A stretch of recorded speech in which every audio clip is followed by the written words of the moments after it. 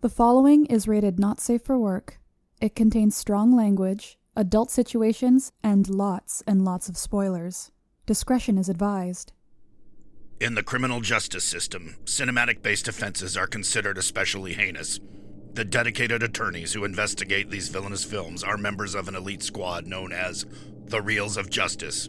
These are their stories.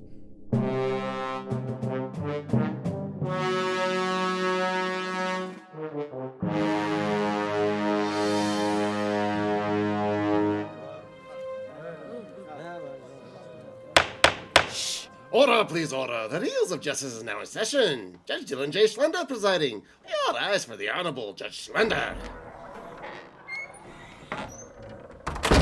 Be seated. Welcome to the Reels of Justice.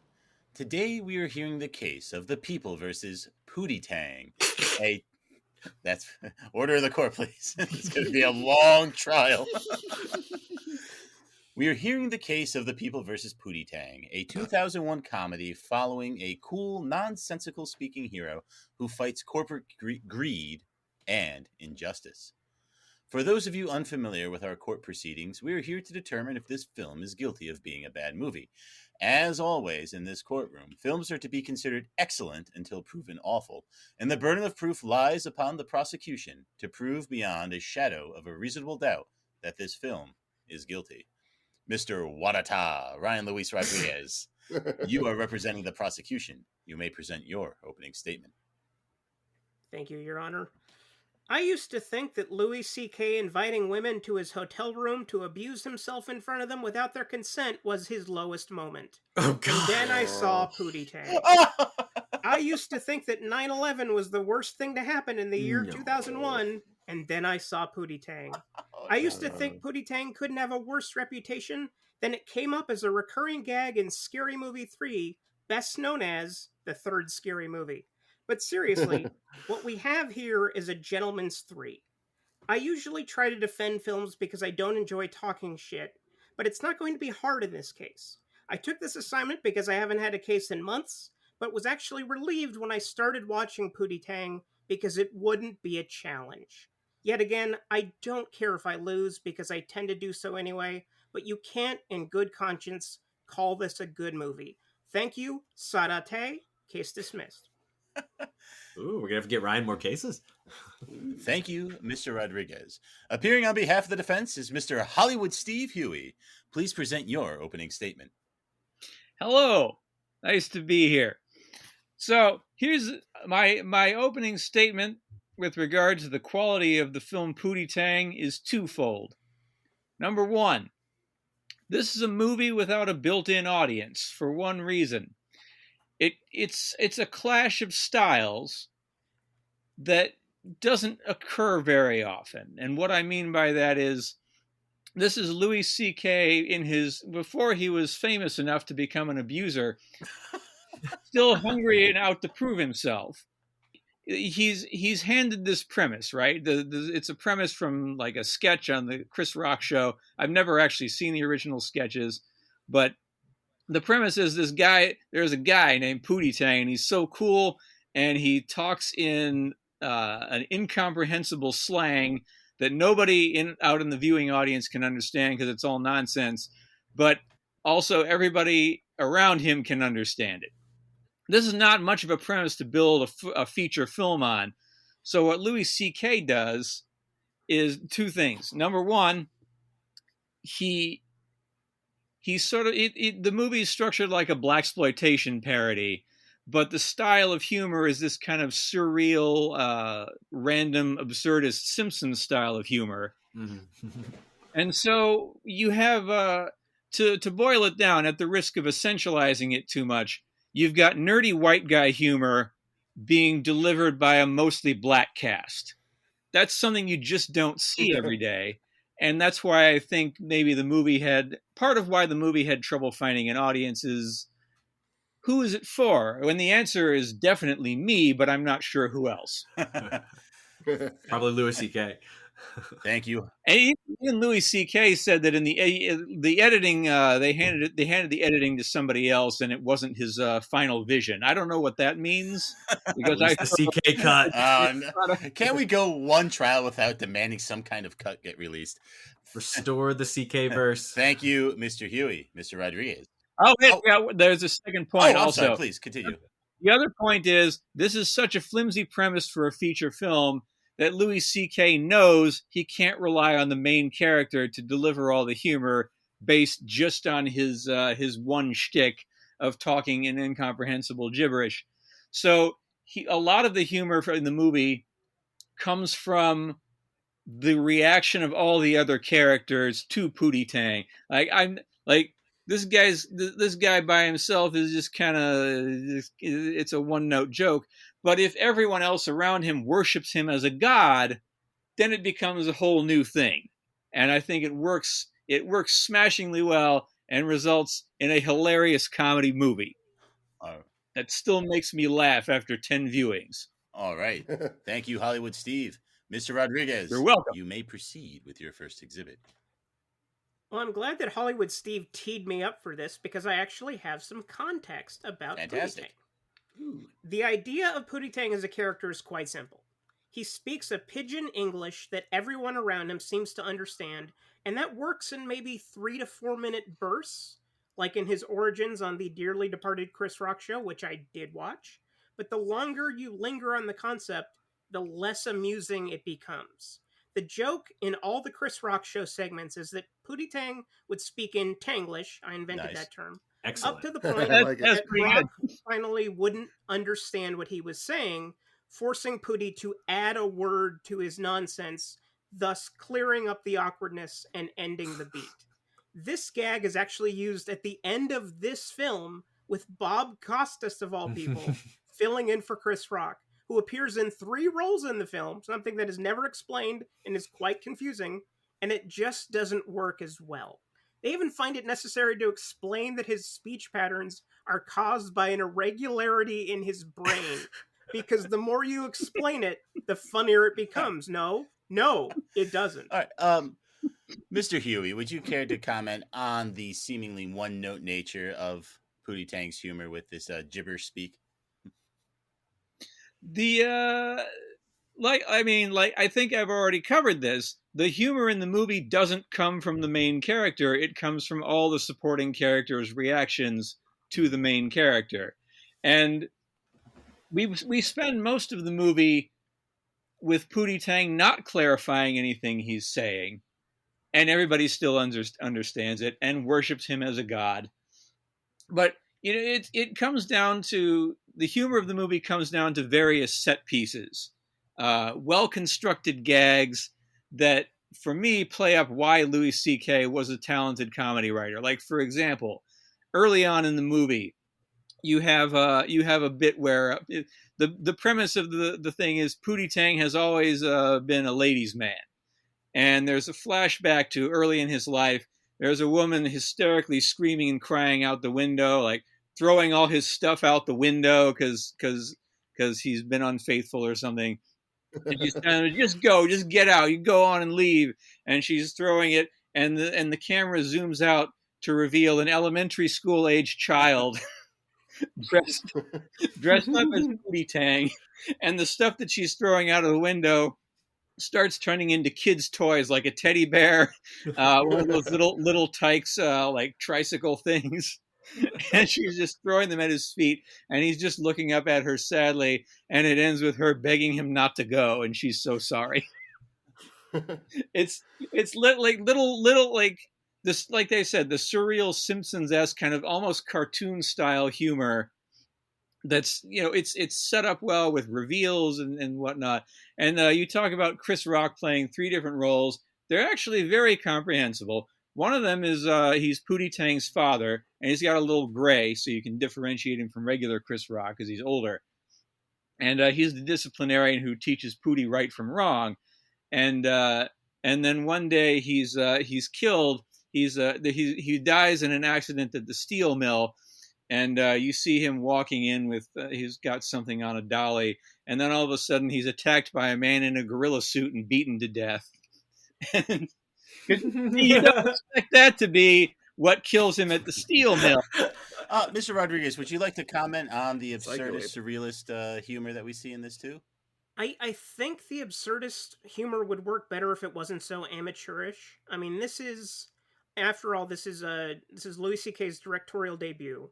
He would later prove himself to be quite good as a director when he did his show for FX, Louis, which is just, regardless of all the terrible things about him, is just a terrific show. But I would typically like that kind of absurdism, like being attacked by a gorilla in the steel mill. That's a joke that sounds promising in theory, but then not enough of the movie is funny enough to match up to that, which is a shame because I don't think it's the funniest thing in the world. All right. Would you like to move on to your next point? I will, because this brings up the fact that this was taken away from Louis C.K., as mentioned earlier.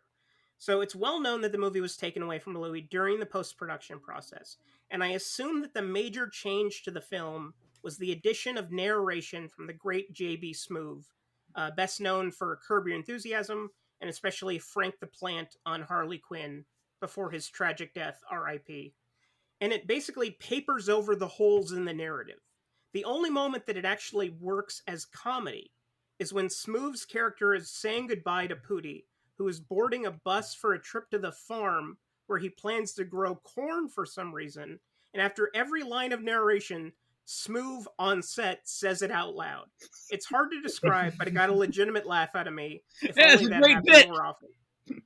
But even before modifications in the post-production, there are severe issues with the film, which is just poorly made. There are scenes that begin with actors waiting to walk until the director calls action, which even I was able to avoid when I was a teenage filmmaker. The editing is disastrous, with excessive slow motion and freeze frames that add nothing and feel glitchy, to the point that I thought my digital file was corrupted. Well, Steve, it was taken away from Louis, and this is the movie we have to judge. How do you respond to these criticisms of the editing and how it's put together? All right, so I don't know what came from who, but I would say I don't criticize a movie based on its budget if they find creative ways around the budget, the lack of budget. I think a lot of what the editing does is it helps the characterization. There's a lot of kind of added graphics explaining who these people are, which, for example, there's a bad guy whose name is Dirty D. His lone motivation is that he's dirty. He walks around covered in dust. And when he's thrown in jail and forced to shower every day, it's like the worst oppression he's ever faced. And he desperately wants to get back out of jail so that he can roll around in dirt again. He has his friend smuggle some dirt in for him so he can rub it on his face while the guard is watching. Anyway, anytime you see a character like that introduced, there's a freeze frame, there's a big elaborate graphic like "Dirty D's" in big letters on screen, and then they'll explain who he is. Like he's I don't know, people get to explain like muscle or heavy or enforcer or whatever. And it I think on some level it is to kind of cover up the holes in the filming due to lack of budget. But on the other hand, it gets the point across. Like exactly who Dirty D is right away. And you can start laughing at his core character motivation, which is 100% solely to be dirty. All right, yeah. And as for the farm thing, let's go into the farm because you mentioned that as a non sequitur. It's not a non sequitur at all. He's going back to his roots, you see, and he's got to refresh himself and renew himself through hard work and dedication by leaving the city where he's blown everything. I've never said the words non sequitur in this entire argument, but that's okay. Keep going. The movie is filled with non sequiturs, but they're funny and they're made to sort of make sense and tie in, like the absurdist Simpsons stuff. So he goes to the farm and he has to put in his time through hard work, and but at the end, all his efforts result in nothing. He grows one corn stalk and it dries up and dies.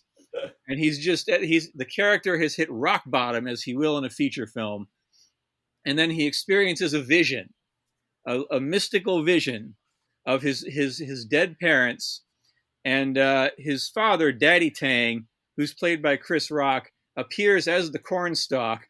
So you have Chris Rock dressed up as an ear of corn with a stalk, giving his son advice, and then his late mother also shows up in a cow outfit, wearing a bell and some Viking horns, because cows have horns, you see.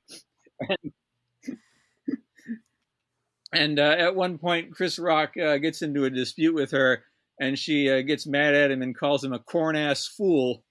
And the point here is he had to hit rock bottom. He had to go out. He had to purify himself. He had to hit rock bottom in order to come back as a hero and atone for his misdeeds and save the day.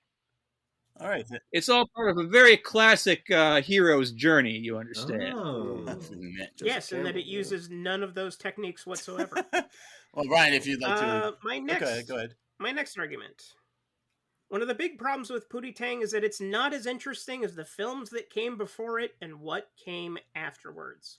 Before, you have Rudy Ray Moore's Dolomite, who's a rhyming pimp with kung fu skills that clearly Louis C.K. and his producers were trying to channel. Then there's the two African-American actors in 1980's Airplane who speak in jive, which no one seems to understand, instead of Barbara Billingsley, aka June Cleaver. Clearly, the Pootie's patois was influenced by these two men whose dialogue I shall not repeat because I don't want to be canceled.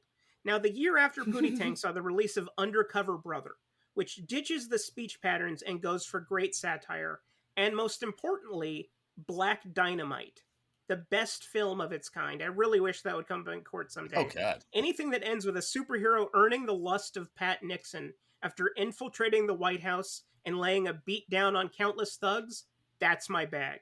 Pootie Tang is not. All right, so Steve, how does this stack up to what came before and after? Were they aping from that? I mean, I'm sure they had some influence. There's nothing that happens in a vacuum. Everything is influenced by something that came before it. I don't think that this movie is trying to be a definitive parody of blaxploitation movies like Black Dynamite is, for example. I think it's trying to do its own thing. And like I said, it's trying to essentially apply a style of humor that isn't normally paired with its subject matter, which is why, for me, it stands out as something unique and kind of on its own, mostly, I guess. All right. Well, yeah, you watch it 10 It's not times. It's not trying to be a blaxploitation parody as much as it's trying to be. Because I remember reading that Chris Rock encouraged Louis C.K. to like, hey, I don't see this kind of humor with this subject matter all the time. Pile more of it on. Like, do your thing. I don't see this very often. Go with it. See what works. All right. Mr. Rodriguez, any other points you'd like to bring up? I have one last point. Very good, sir. And I want to talk about the treatment of women in this film, which was controversial at the time and has aged incredibly poorly. First, you have the great Jennifer Coolidge, famous once again for her regular role in the first 2 seasons of The White Lotus, who is introduced as basically an evil courtesan and then disappears for like half an hour, only to reappear and do literally nothing of consequence. Then you have Pootie's sexual magnetism, which drives women wild. At one point, he kicks a woman out of his apartment and gives her a dish of milk to drink out of. At another point, narrator J.B. Smoove points out, quote, "You can't beat a hoe with a belt. They like that shit." End quote. This should not be rated PG-13. It should not be misogynistic. The prosecution rests. All right, thank you. Hollywood Steve, we now go to you for anything you'd like to say in defense of the film, and of course you can address any of the things that Ryan has brought up. I can't help but notice that you left out the main female character, Biggie Shorty, played by Wanda Sykes, who, even though she hated this movie, still does a terrific job in it.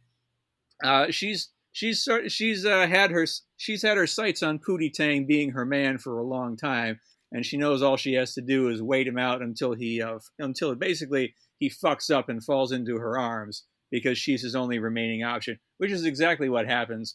And Biggie Shorty is a woman who takes no guff. She's introduced introduced in a lot of shots, just kind of hanging out on a street corner with headphones on, dancing on a street corner, and occasionally responding to interview questions from whoever's behind the camera. And at one point, this car with two white guys in it pulls up, and they're kind of cruising past. Like there's clearly some prostitutes along this street, and the incoherent old guy in the passenger seat starts freaking out at one that's like, and he's trying to get her to say how much, and she eventually understands what he means, and she says something like, "You think just because a lady likes to dress fancy and hang out on street corners near some whores means you think she's hooking?" And she starts punching him in the face. So I don't think that Pootie Tang as a movie is necessarily... I think they're trading on archetypes from this kind of movie. Jennifer Coolidge is like the evil white woman seducing... And by the way, the way Jennifer Coolidge seduces any man in this movie is basically by beating him up while kissing him.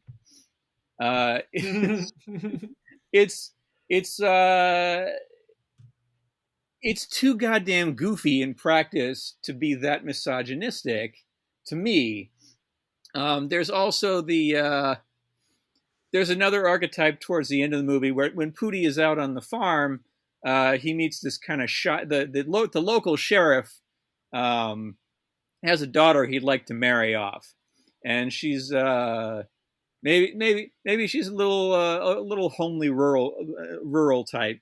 And she goes and tries to meet up with Pootie Tang, and she brings him a home-baked pie, and Pootie proceeds to smear the pie all over his face, and then this seduces her, obviously. Of course. And the sheriff is about to do a shotgun wedding when Pootie's friend Truckee, played by J.B. Smoove, pulls up in a car, and reminds Pootie he has to go back to the city to save the day. And Pootie takes his car and goes back to the city, leaving Truckee there behind. And the sheriff starts looking Truckee up and down. And then Truckee is forced into the shotgun wedding because the sheriff just wants to marry his daughter off. So you're treated to a spectacle of a rural white sheriff forcing two black men at gunpoint to marry his white daughter. Which is also something you don't see. Louis C.K. directed it? Yeah. And Truckee just ends up staying on the farm in wedded bliss. And the shy girl who has no confidence eventually turns into this, like... it's clear she's running the marriage and just constantly yelling at him for everything, like burning the lasagna again. Anyway, the point I'm trying to make here with these examples is... These are not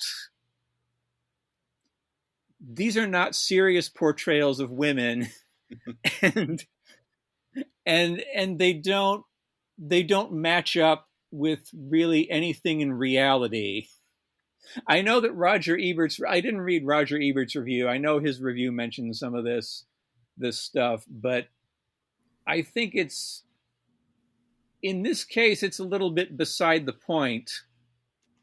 If you discount Wanda Sykes' character completely, who's clearly presented as a strong heroine type and is constantly helping Pootie get out of scrapes. Ryan, do you have a rebuttal? She's the one who I has am her shit most prosecuting a together. movie. I will never bring up the best part of it when I do so. That's strategy. Fair enough. Steve, would you like to move on to another point? Okay, let's talk about one of Chris Rock's other roles.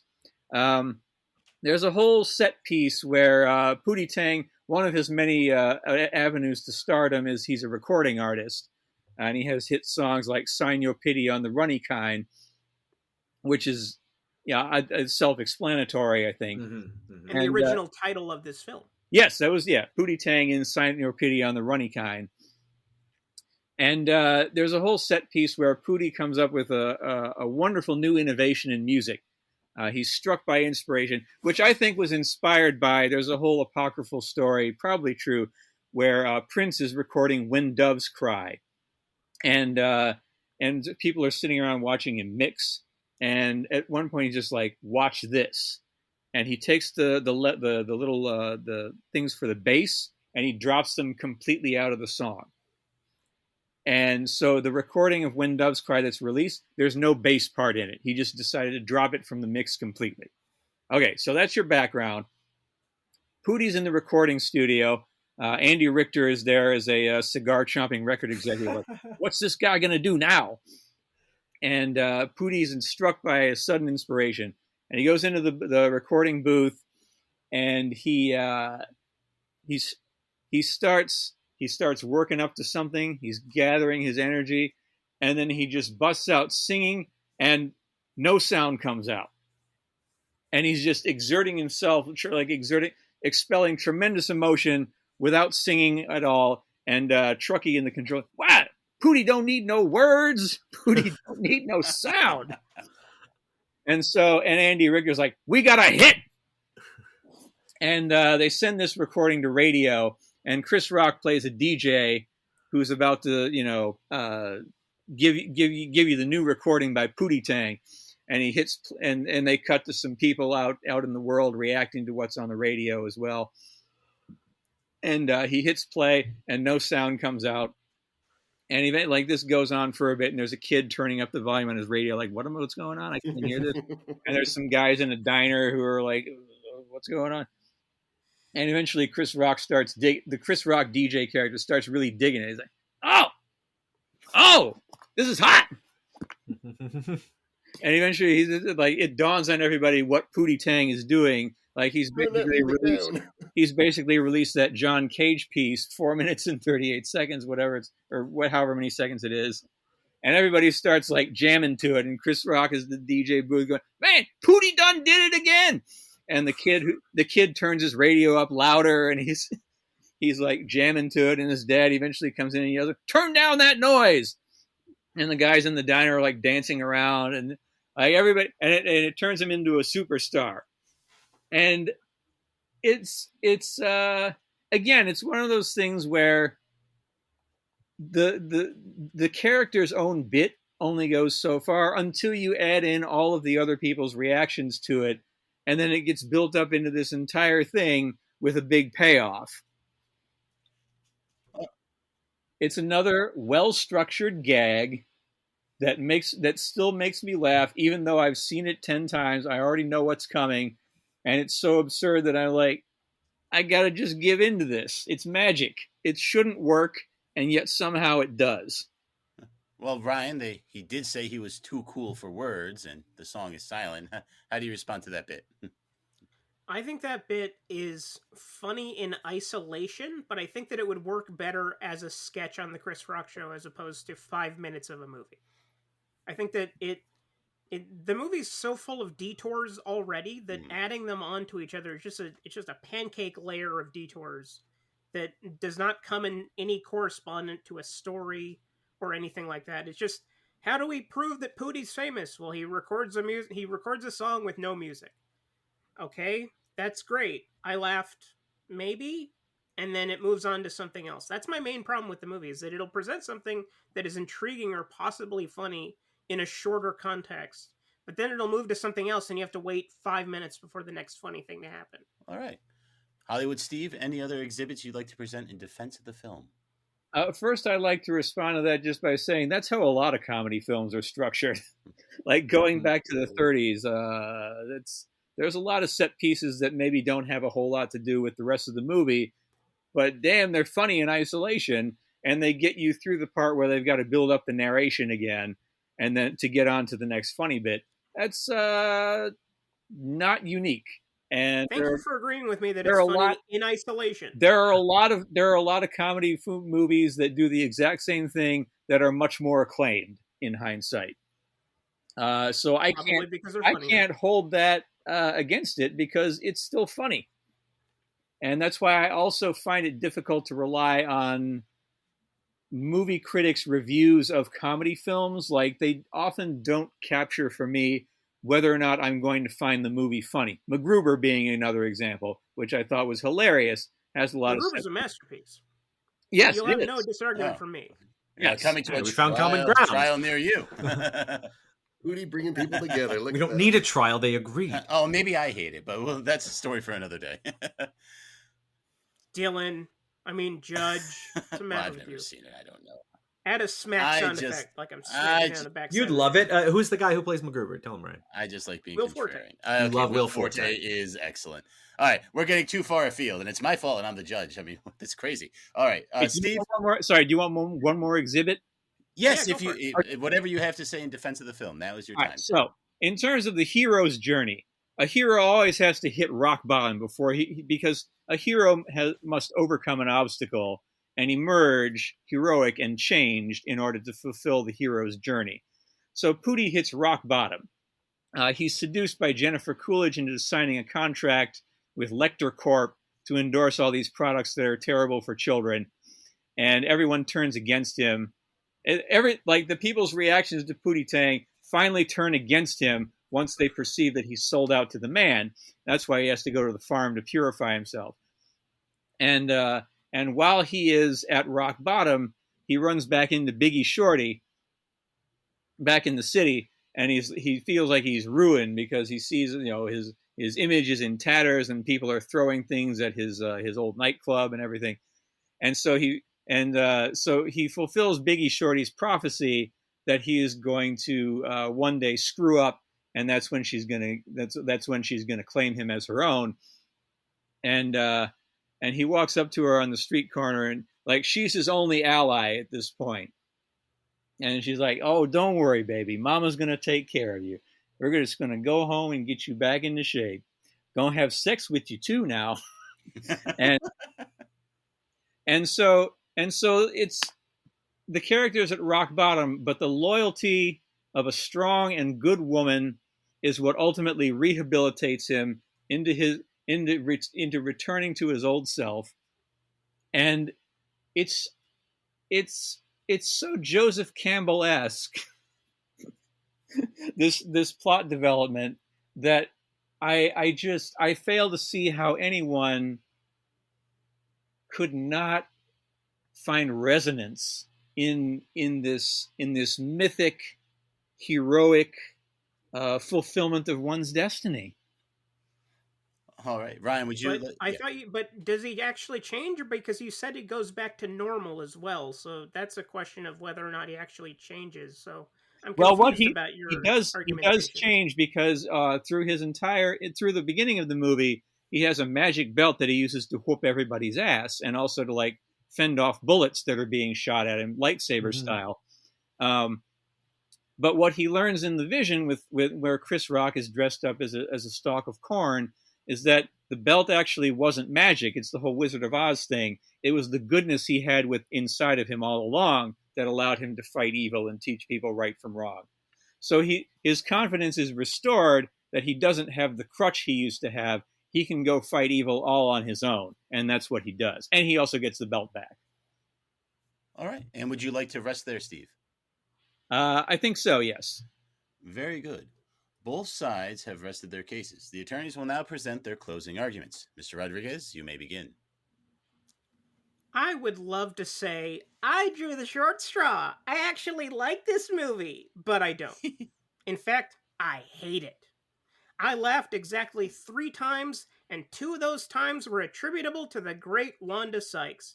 I didn't even bring up the fact that David Cross shows up in blackface, or the fact that Robert Vaughn is a villain for like 10 minutes of the entire picture. If you want to watch a better movie with a better villain role, watch Basketball. If you want to see him in a worse villain role, watch Superman 3. On second thought, don't do that. Life is short. Gentlemen's 3, ladies. Gentlemen's 3.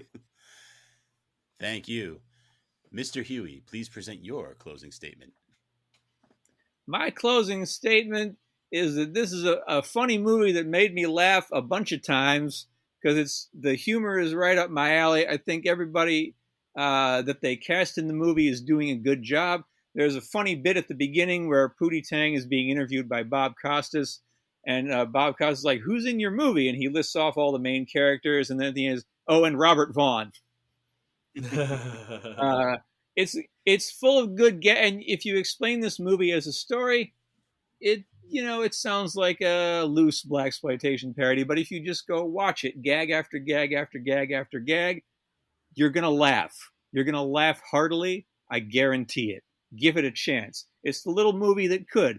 It's a movie with nerdy white guy humor being delivered by a black cast. You're never going to see anything like this again in all likelihood. All right. Thank you all. Members of the jury, Mr. Maynard Bangs, Mr. Big Ben Haslar, and Mr. Schlenzo D. I'm bringing it back. You have all heard the facts concerning this case. It is now up to you to determine if this film is guilty of being a bad movie. The bailiff will escort you to the deliberation room to render your verdict. Right this way?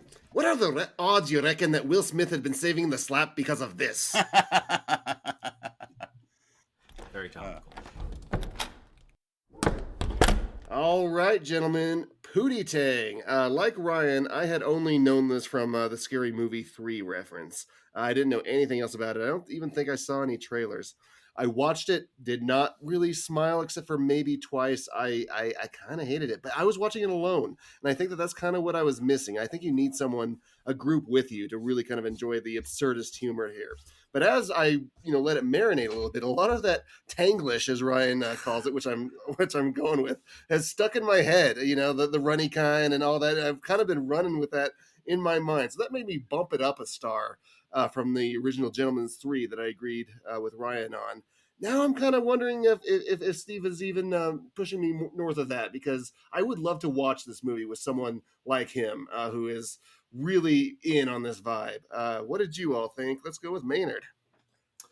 Luckily, I think I sat down ready to be in the right vibe because most of the absurdist stuff was hitting for me.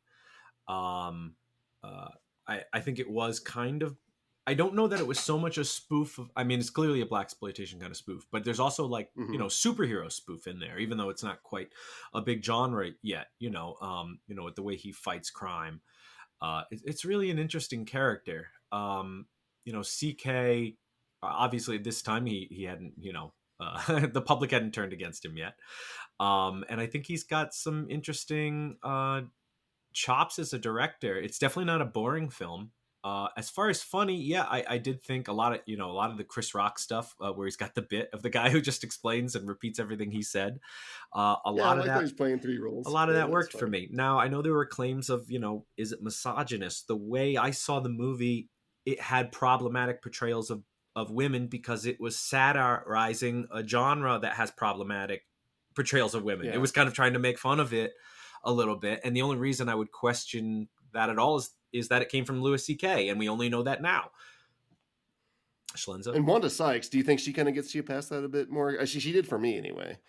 I don't know that she's that much of a as a heroine as much as Steve wants to spin her to be. No, but like her, I'm gonna have sex with you too, like she's just like kind of leaning into that in a funny, I don't know, a funny way. Well, I mean, if Pootie Tang didn't really want to do it, there's another problematic nature side to that. There's a lot of problematic things that they kind of go past. Like that. But like I said, I signed it off all being absurdist, and the question is, does the movie prepare you for that? All the gobbledygook language, it prepares you for it. The fact that they do Dirty D so quickly in the movie, I think that really warmed me up. Like I didn't know what to think until Dirty D hit, and then I was laughing, and I was in.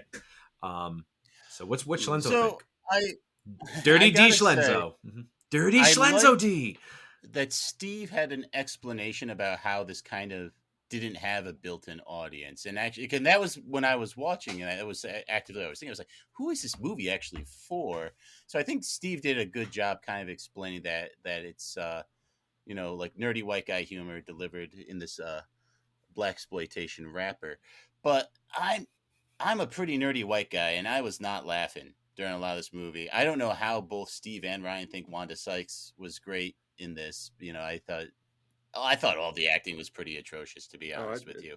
I just, and maybe it's just because I didn't get it, I don't know, but the funniest part was at the beginning when the woman's throwing out the kids' toys. Like that did crack me up, because that's just a good bit of like prop comedy, like throwing out the big wheel. I mean, like, that worked, but like so many of the other bits didn't work. And I think Ryan hit the nail on the head. Is when the concept of the character is you don't understand him, so you build a little sketch around that. You can't really stretch that into a movie. I mean, I Why yeah, Swedish kind Chef of, doesn't and have his own movie. I He's just always in was, the background. and I was really just struggling to care about the core conflicts. Like I think there's this expectation that you're just gonna buy in to Pootie Tang the same way you like buy into Ernest, right? Like when an Ernest movie starts, you know what you're in for. I just don't think Pootie Tang had that kind of Ernest cachet where you could just believe he's like this. Hey, I can. There's very similar kinds of humor. I mean, I think if they had their druthers, Pootie Tang probably could have been like the Black Ernest, which would have been a cool thing to see, but obviously didn't end up materializing. And maybe that's because it was a victim of the editing. Maybe the Louis C.K. cut. I mean, not that there was a cut. He never got to make a cut, is my understanding of it. But I just don't think it's there. So I appreciate that Steve was able to contextualize the movie a bit more, and I was nodding along with that. I was like, okay, actually, that does make sense. But at the end of the day, I'm still not laughing, and I'm definitely more in Ryan's camp where it's just like, I don't think you have a well put together, coherent movie that's enjoyable. Like I think like Steve delivering some of these lines during the trial was funnier than watching them on the movie. So. Well, do you think you would have a funner time if you were watching it with Steve or someone else who was like really laughing and kind of made you? No, like, I don't think guide, I don't think I Sherpa? would, to be honest with you. And if in those kind of situations, usually you're laughing at the movie, in my experience, and not with it. So if that were to be the case, I think it would only reinforce how I'm feeling now, to be honest with you. I didn't feel like I laughed at the movie when I was laughing. I mean, I know the bits didn't work for you, but like the stuff that worked for me definitely did. Like we mentioned like Cross in the blackface, but like he's clearly not supposed to actually be passing for a black man, right? He's supposed to look so ridiculous bad. And his little dance when he does it, him standing and doing the voice really bad, is just mimicking the but not understanding them. Yeah, that was funny. Very funny. Yeah, I mean, you know me. Look, none of this problematic stuff bugs me at all. I mean, the movie is what it is, right? But like, I didn't think that was particularly funny, though. It's just like, I feel like you've seen it before, though. Like there was just nothing like the most like the clever stuff. It was kind of front loaded into the movie, and then they were like, well, how are we gonna? I mean, think about how it does get stuck. Trying to do the narrative. It kind of gets stuck in the mud. I wish it could just do more sketchy stuff. I think it was mentioned as a critique, but that it introduced ideas and then moved off of them quickly. But that's what I would want. I get the point. Next bit, and they moved it along pretty well. I thought we hopped from gag to gag. I wish they moved it along better. I don't think they did. I think moving it does feel like a long 80 minutes. I won't lie about that. I know, it's and most of it's credits too. I mean, So I mean. I like I said, I am gonna lock in because like I want to say I do appreciate Steve was able to raise it up a bit in my esteem because he answered the big question I had, like, who the hell's this movie for? But now you're trying to tell me like the movie was for me. I was like, oh hell no, I'm sorry. So I'm with Ryan. I kind of hate it. Guilty. Mr. Maynard. Well, I didn't hate it. I'm not going to say I love it. I'm not going to say it's one of my favorite comedies ever, but if its job was to make me laugh a few times across 80 minutes, I do think it accomplishes that. And by being a comedy, I kind of think that is its one job. It's clearly taken an absurdist path to do it. But there are a lot of quick gags that I do think work. I don't think it has anything large to say about blaxploitation or anything really, but it does succeed in saying some and doing some very funny gags, and so I can't really ask much more of it than that. And it has a lot of people I like from that time period too, so I'm gonna go not guilty. So it does come down to me, of course.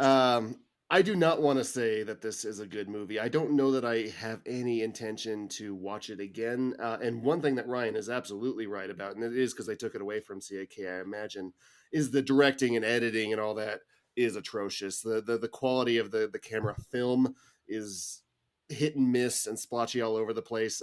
From a filmmaking perspective, it really kind of fails. From a comedy perspective, I'm kind of willing to give it some leeway. I really did laugh on my own from that bit where they're throwing all that stuff out the window. I can't do this anymore, Pootie. That was sticking in my mind. I liked the saucer of milk. It was just a silly thing to put out.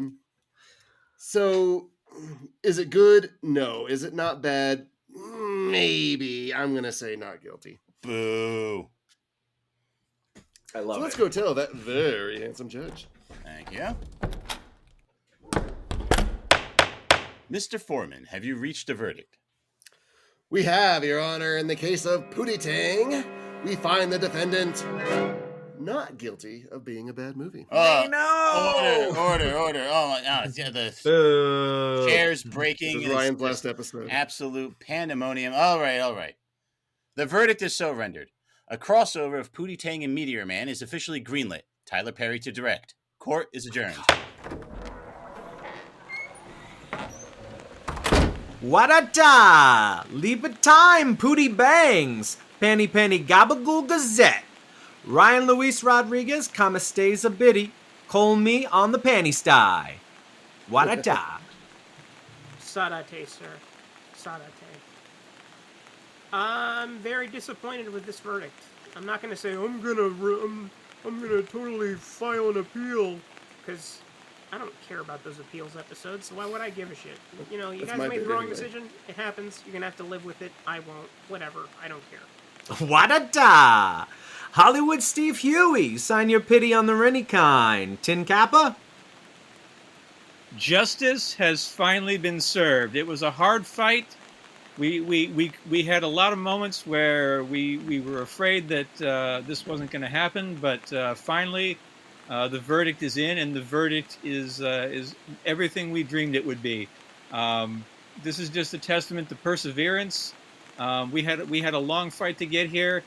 We had to fight virtually everybody involved with the movie to prove that it was good, but we're finally here. It's a good day. Justice is a dish best served piping hot, and here we are.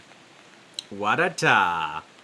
Leap of time, Pootie Bangs, Penny, post-trial analysis. Maynard, that was terrible. I love it. Thank you. That was Pootie Bangs. It was, I don't know who you're talking about. That is Pootie Bangs. God damn it.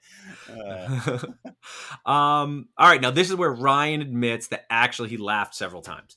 No, I think he... I already admitted that with everything Wanda Sykes said is genuinely funny. I'll take it. That woman can literally make any line funny. And it's I do love her in Kirk. Look at her in Harley Quinn as the Book of Fables. She is given jack shit to do, and she makes a meal out of it. She's brilliant. And you like the big wheel bit, right? I had honestly completely forgotten about that.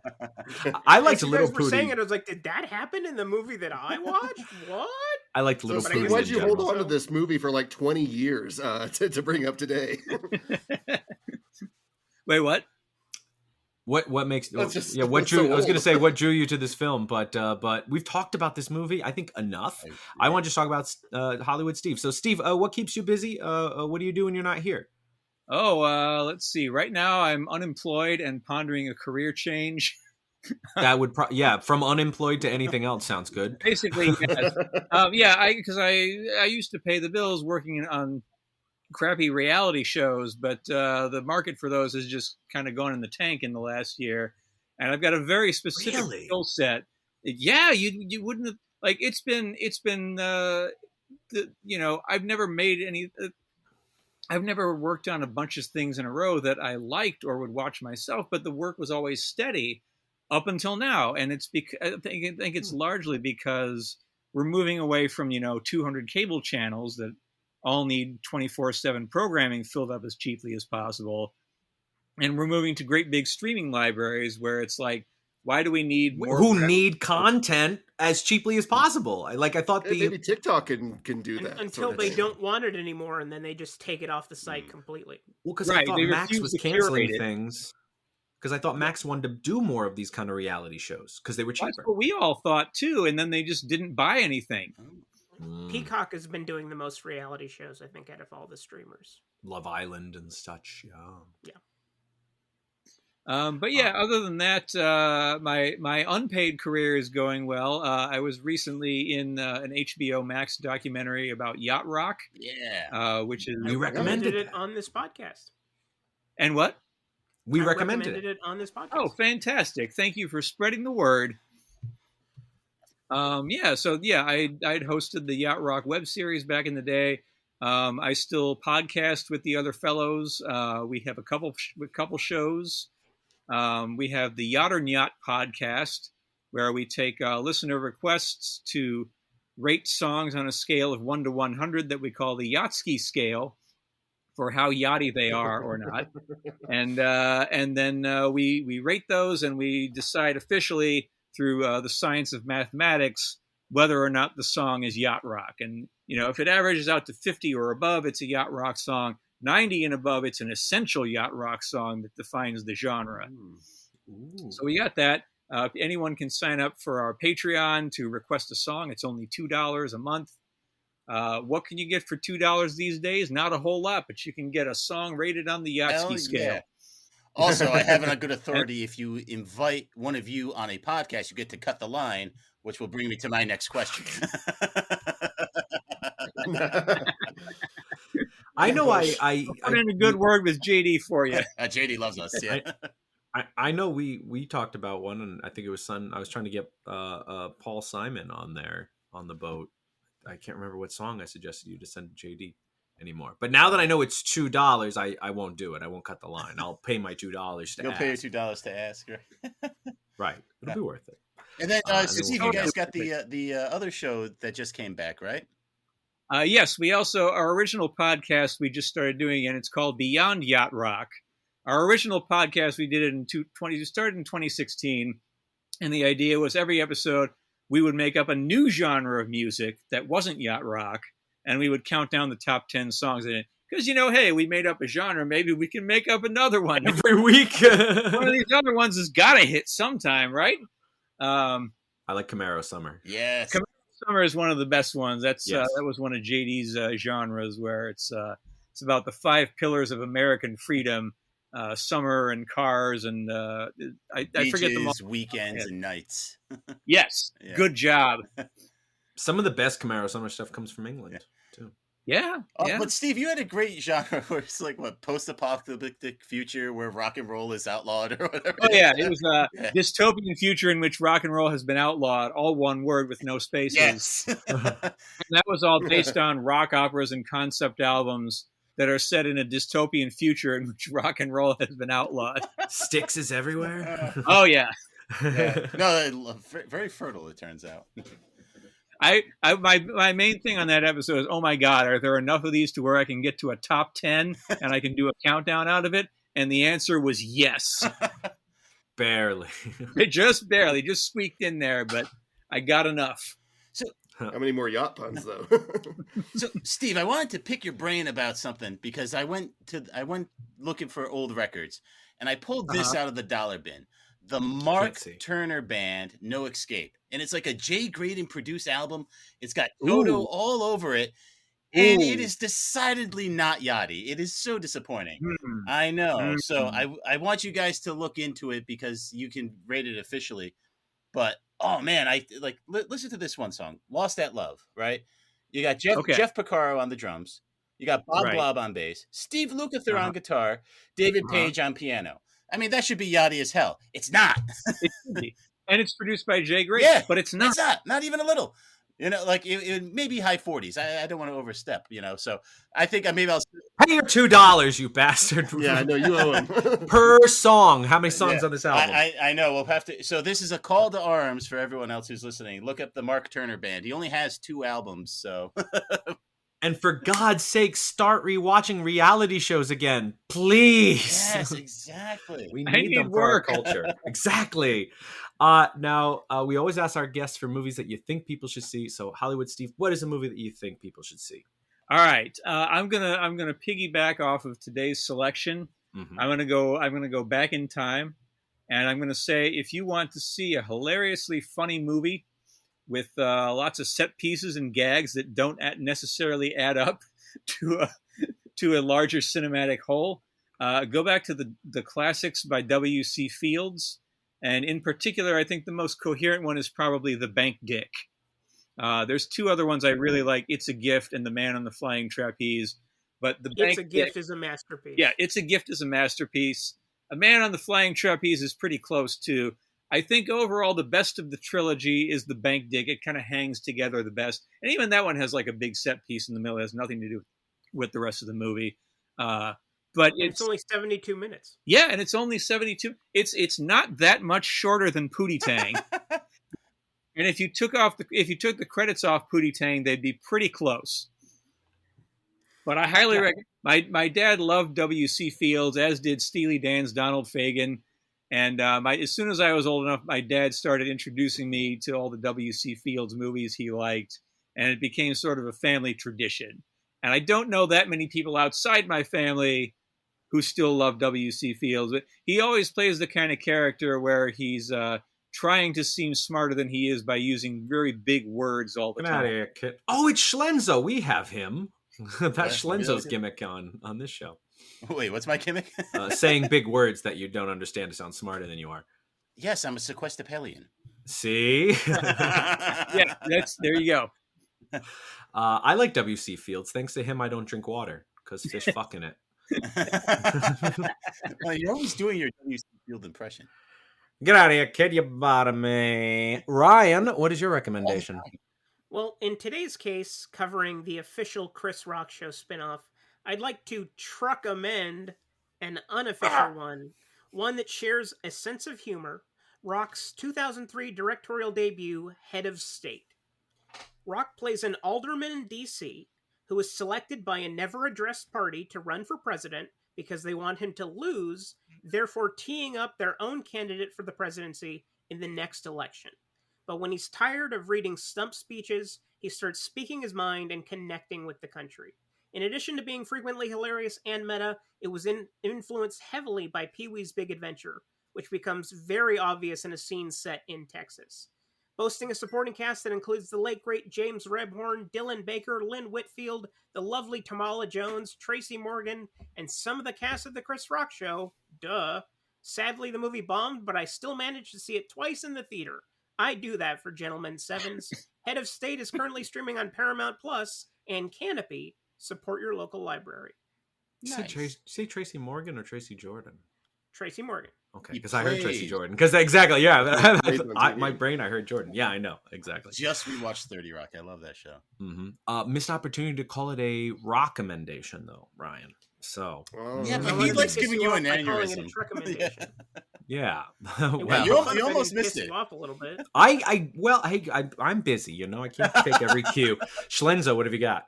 Well, Maynard, this weekend, I wanted to watch John Wick 4, but I could not remember much of John Wick 3. And I really didn't want to watch it because, well, it was recommended before, right?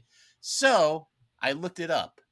John Wick 4 was recommended, but John Wick 3 wasn't. So I was like, oh, well, here we go. So I'm recommending John Wick 3. Thank you, Big Ben, for keeping the Letterboxd Recommendations of Justice link in the show notes. So, no, it's not. If you are on the third John Wick movie, you should know what you're getting into. Elaborate and gory set pieces punctuate otherwise ho-hum story. Of course, we get a radiant Halle Berry, so that elevates the movie at least 2 gentleman's notches. Ryan knows what I'm talking about. The only problem, though, I was burnt out after watching John Wick 3. No desire to watch John Wick 4. So I need to let 3 digest in my guts for a bit, and maybe by this time next year, I'll watch John Wick 4. Don't worry, there's a new Ice Road movie. It's the best of the 4. Oh, man. Okay. Plus, we've got a new Ice Road movie to watch. And there is a new Ice Road movie. I've got to get back on the hackers, but I can't wait till we get to number 5 or 6 in that series. That's going to be just wonderful. Big Ben. He just literally rips off Death Wish 5. It's the same movie. Yeah. The soccer ball and everything. Yes. Right. Big Ben, what have you got? There was one film constantly on my mind during Pootie Tang for its similar goofball irreverent style, its Matrix spoofing, and its hero, in quotes, that's too cool for the rest of the troupe. It was released just 1 year apart from Pootie. It's Kung Pao, Enter the Fist. Kung Pao is a movie that is half kung fu film from the 70s and half new footage shot by comedian Steve Odekirk, combined together to create a new story. Most of it is himself in front of a green screen and overlaying that on top of the original footage to take place of various characters. In another place in time, I may have despised this movie. There are many moments that I still could do without, like that Matrix-inspired cow fight, though admittedly these moments do break things up a bit more nicely. What it does feel for me is it has those nicely quotable one-liners. It feels somewhat Mystery Science Theater 3000 adjacent to me, and if you have to love something that just shamelessly its own thing and believes in itself hard. And whenever I mention it to random people, I'm usually treated to one of their favorite one-liners like, I'm bleeding, that makes me the victor, or that's a lot of nuts, or perhaps Maynard's favorite.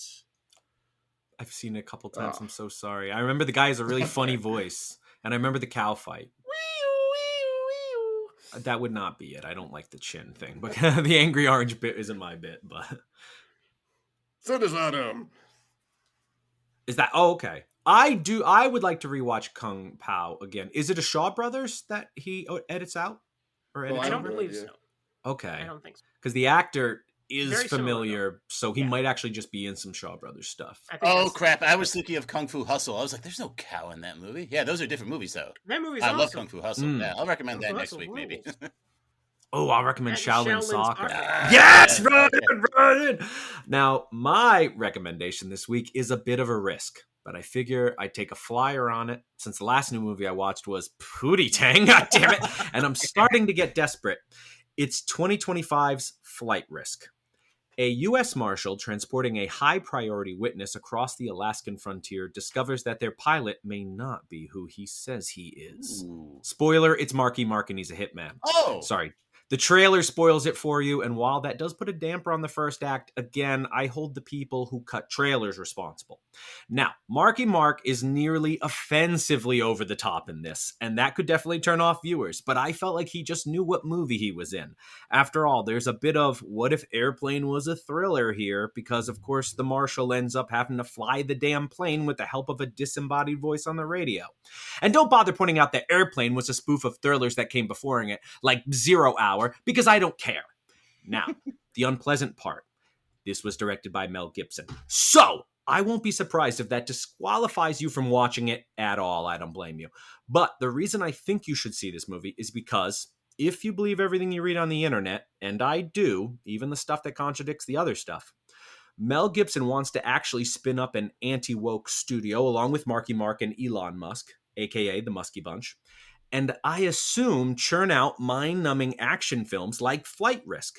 But I have to ask, at what point in this film about a female, unmarried, childless career woman, the U.S. Marshal, played by Michelle Dockery, who spends the entire film outthinking two dim-witted white guys and then seems set to enter into an interracial relationship because the guy on the radio is a Muslim American with Pakistani and Indian roots. What aspect of this film was I supposed to consider anti-woke, Bell? If this is the kind of movie you want to make, who's stopping you? It seems to fit the modern American Hollywood mold just fine. Anyway, if you want to see what I mean, Flight Risk is available everywhere, and maybe, if possible, there's some way you could see it without giving Mel Gibson any money. That would be good. What, you're not going to watch Apocalypto now? Ridiculous. But Maynard, can we punch the hacker card? Topher Grace is kind of funny enough to sort of, and Michelle Dockery's pretty good, I think, the whole time. You can on Wahlberg probably alone. But it is really straightforward. You'll like it. One it is punch, not... man. Either you're punching it or you're not. We need an answer. Punch it. Okay. Or is it Nyacht? Punch it. Punch it. Yeah, exactly. Nyacht. We can't do that. Hacker Knack. You can license the Yahtzee scale, rebrand it the hacker scale. I'll talk to Steve after we're done recording. I'm already paying $2 a song. If you guys want to pay money to license the Yahtzee scale, I'm sure we can cook up a deal here or something. Nice. I bet you would. Well, we'll work out the deals in between. And listen, don't ask anybody. Don't ask any of the other guys about it. Just talk to me, okay? Yep.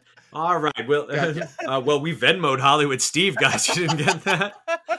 And with that, we are all at a show, but we want to thank our guest, Hollywood Steve Huey, for joining us. Thank you so much, Steve. Thank you for having me. It was a delight, and I'm glad that my movie won. We are too, except Ryan. But we hope to have you back again.